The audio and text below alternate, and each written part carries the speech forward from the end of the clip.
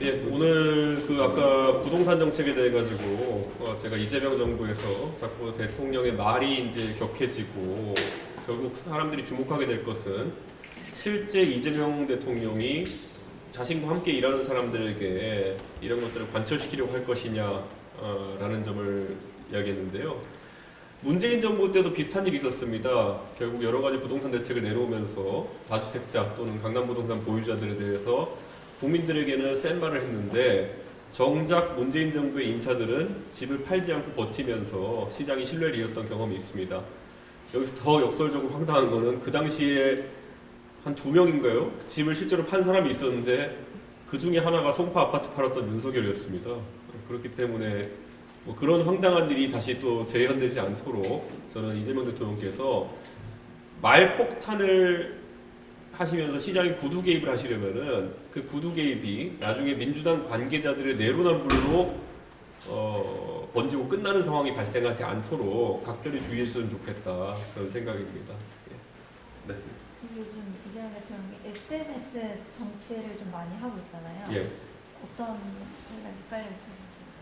그 지난번에 천하람 대표가 이제 이재명 대통령이랑 그 본 자리에서도 이재명 대통령이 사실 인터넷 상에서나 볼 수 있는 내용들을 상당히 언급해가지고 놀랐다는 식으로 천하람 대표가 저기 전달했는데 그걸 인터넷에 있는 그런 내용들을 요약해가지고 누가 대통령께 전달하는 것인지 아니면 대통령께서 실제로 많은 시간을 그런 인터넷 여론 탐색에 쓰고 계신 것인지는 모르겠지만 그 인터넷상에는 부정확한 정보들이나 이런 것에 너무 휘둘리지 않으셨으면 좋겠다 그런 생각이고요.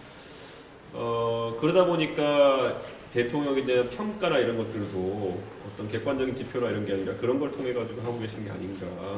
그래서 또 민감하게 또 이런 거에 반응하시는 게 아닌가라는 우려가 좀 있습니다. 그래서 어느 정권이든지 여론 수렴의 경로라든지 아니면 그런 민심 파악의 경로가 왜곡되게 되면은 우리 윤석열 대통령의 사례에서 볼 수 있듯이 유튜브 보고 세상을 알고 이러다 보니까 망상경험 같은 거 하잖아요. 그러니까 저는 이재명 대통령께서 너무 이렇게 그 온라인상으로 뭐 쏟아내고 이러지 않으셨으면 좋겠다 하는 생각입니다. 저는 네. 지난주에 국민의힘이 한동훈 사태가 좀 정리가 되면 어떤 분들의 잘못을 하신다고 했던 것 같은데 어떤 상황인지. 근데 뭐 박근혜 엔딩은 사실 박근혜 엔딩을 받아들고 앞으로 박근혜 대통령을 공조를 하겠다는 것인지 뭔지 명확하게 정리 안 된 상황이니까요. 오늘 국민의힘이 그건 좀 설명해야 될 필요가 있다 이렇게 생각합니다. 저희는 가만히 있다가 박근혜 엔딩을 맞은 상황인데 저희가 설명을 들어야 될 상황이 저희가 뭘 어떻게 적극적으로 나설 이유는 없을 것 같습니다.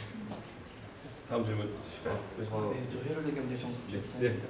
지선 공천 관련해서 좀 여쭤보고 네. 싶은데 한 달 정도 이제 지났고 네. 다른 당보다 좀 빨리 시작했는데 그 효과는 실제로 좀 내부적으로 체감하고 있는지 궁금해요. 오늘 저희가 방금 보고받은 거는 한 210명 정도 최종 공천 서류 작성을 완료했다라고 하고요.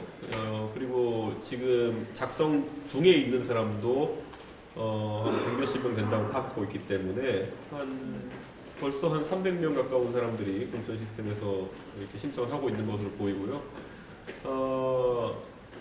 뭐 제가 봤을 때는 상당히 고무적인 효과들이 있는 것 같습니다. 그래서 아마 선거가 가까워지면 가까워질수록 더 빠른 속도로 참여자가 늘지 않을까 그런 생각을 하고 있습니다. 저희가 이런 걸 그냥 통계를 즉각적으로 얘기 드릴 수 있는 것도 사상 처음으로 저희는 공천을 뭐 온라인 외에는 다른 경로로 받지 않는 그런 실험을 하고 있기 때문에 가능한 것이 아닌가. 개혁시정신당에서는 이런 정치적으로 정치를 투명하게 할 수 있는 여러 가지 시도를 계속 해나가겠습니다. 네. 저 이른바 김현지 실장의 과거 네. 성남시 의회 난입 사건 영상을 공개했다는 이유로 이제 명예훼손 고발된 이기인 사무총장을 경찰 반부패 범죄 수사대가 이제 소환을 앞두고 있다는데 좀 상황을 어떻게 보세요? 그러니까 명예훼손이라는 것이 뭐 특정한 발언도 아니고 고위공직자의 과거 영상을 공개했다는 이유로 명예훼손을 우선 입건해서 수사하는 것도 황당한 일이지만은 왜냐하면 저는 조각돼야 될 사유가 뭐 차고 넘친다라고 보는데 그것을 입건해서 이제 수사하고 있다는 것 자체가 말이 안 되는 것이고 특히 그것을 제가 봤을 때는 개혁신당을 우대해서 개혁신당 사무총장이라 가지고 도경 반부패 수사대로 넣은 건 아닌 것 같거든요. 그러면 김현지 라는 사람의 특수성을 인정해가지고 만약에 그런 사건을 격상시킨 거라면은 도대체 김현지라는 분은 어떤 분이냐, 네. 이런 질문을 다시 하게 됩니다. 네. 그래서 저는 상당히 이례적이고요. 하지만 뭐 법적으로는 전혀 이거는 뭐 조각 사유가 뭐 당연히 있고, 사실 저는 이걸 소환을 한다는 것 자체가 야당에 대한 겁박 이상의 의미가 있을까라는 생각을 합니다. 네.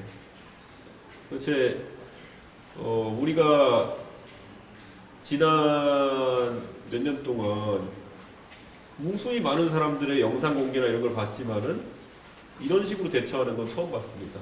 예를 들어 우리가 최순실 씨의 국정농단 때 최순실 씨 영상을 봤을 때 그때 그분이 뭐 어떤 신분이었냐, 네.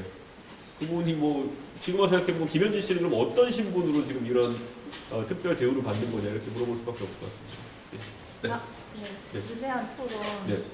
지원자는 한 8명 정도 지금 이제 들어온 것 같은데요. 제가 뭐 공개할 만한, 특기할 만한 그런 인플루언서나 소위 네임들은 없는 것 같습니다. 그래서 다시 한번 제가 제안하는 것이 황교안, 민경욱 등 지금까지 부정선거로 나라를 혼란스럽게 하고 자기들 나름대로 정치적 입지를 구축하기 위해서 부단히 노력했던 사람들이 이런 장이 펼쳐졌는데 참여하지 않겠다고 하는 것은 굉장히 비겁한 행동일 뿐더러 이 사람들이 지금까지 매번 자기들의 유튜브 채널이나 뒤에 들어가서는 별 음모론 다 제기하고 밝은 공간에 나와서 그렇게 하지 않는 것은 얼마나 그들이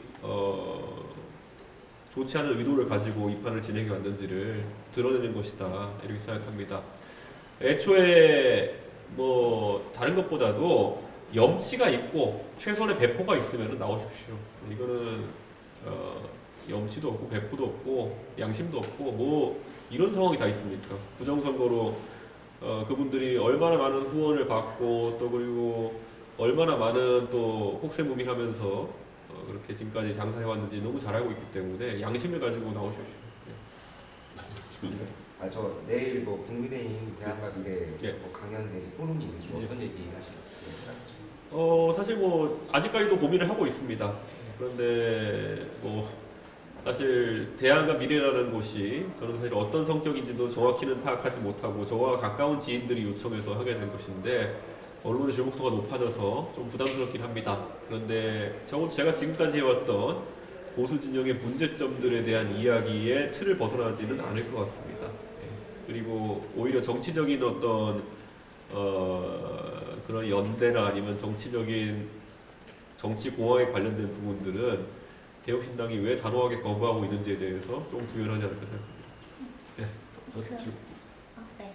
그러면 여전히 연대에 대한 생각이 없으신지? 저희는 단 한 번도 그에 대한 생각이 있다고 말한 적이 없고 저희는 입장이 바뀔 생각도 없습니다. 네.